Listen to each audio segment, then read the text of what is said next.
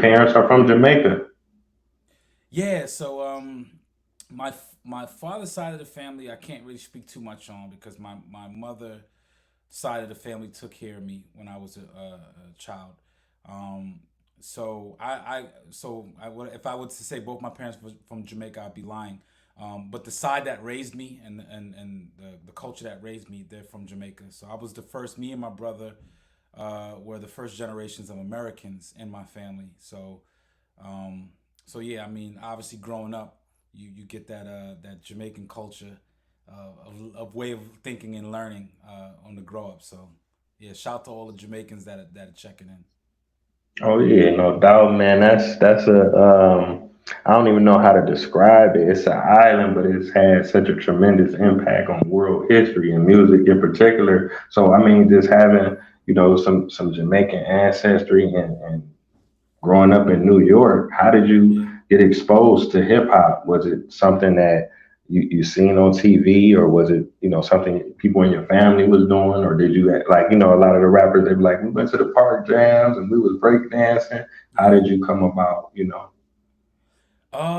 So I want to touch on the first thing you said about this small tiny island in the middle of the Caribbean being so impactful and influential. What I like to say is that when you think about the likes of people like a Bob Marley or any of the older ones that came like the Barris Hammonds and all the older entertainers, the dope thing about reggae music is that it's actually you know, we talk about the likes of people like Malcolm X, Martin Luther King for being a major part in helping during the segregation era and helping, to convince the world that African Americans deserve equal rights.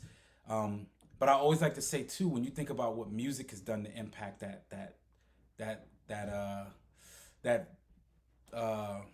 path, it's a beautiful thing. So for you to go to somewhere like a Sweden and hear them singing a Bob Marley tune, you know that without a doubt, reggae music and Jamaican culture has been responsible for really tearing down a lot of those barriers that have existed. So number one, I feel like when you talk about reggae music, and you talk about music in general, but just even reggae music and its influence on all types of people and genres, then you have to kind of pay homage to that, even when it comes to hip hop, right? So, some of the forefathers and founding fathers of hip hop were actually of Jamaican descent, um, especially growing up here in New York.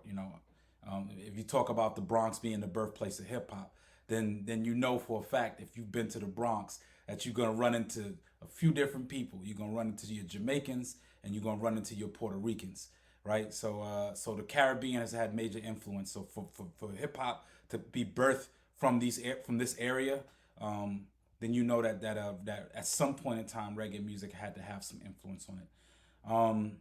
The other side of it, on what my influences are in music, is that coming out of New York, I grew up in Washington Heights, so it was really a more Dominican driven neighborhood. So it was a lot more Dominican people from the Dominican Republic running around. So I would like to say that even though I grew up in a Jamaican household, I also grew up around a lot of people who were also first generation Dominicans or just came over from Dominican Republic. So that Caribbean uh, lifestyle was just surrounding me everywhere I went in the city. Um, and if you my influence of doing music were probably just local people in the neighborhood, man, that had the same dream that I had, of trying to get a record deal at a point in time and getting heard and getting discovered and getting out the hood. And I could remember, like, one of my first interactions with music was was going to visit my father, which was one of my only real memories of knowing him. I noticed he had two turntables and a mixer in his apartment, and I could remember asking my mom, like, "What is that? What are those things that he has there?" And I was afraid to even speak to him because at that time he was never really active in my life, so I didn't really have a relationship or understand who he was. But not knowing who he was to me, I was really intrigued by the fact that he had a DJ equipment in his place, and I always remember begging my mom to buy me some DJ equipment, not even knowing what it did or what it was. I begged her to buy it for me, and Sadly, my mom passed away when I was 13. But right around my 13th birthday, like maybe a couple months before she passed away, she actually bought me two turntables and a mixer.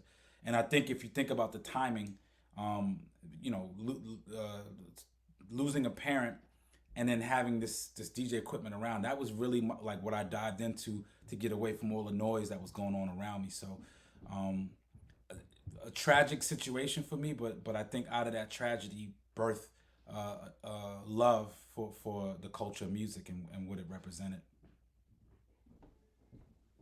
Wow. Okay, man. I appreciate you sharing that. I mean, obviously, it planted a mighty powerful seed in your life. You know what I'm saying? For you to go on and to do music to the level that you have done it. You know what I'm saying?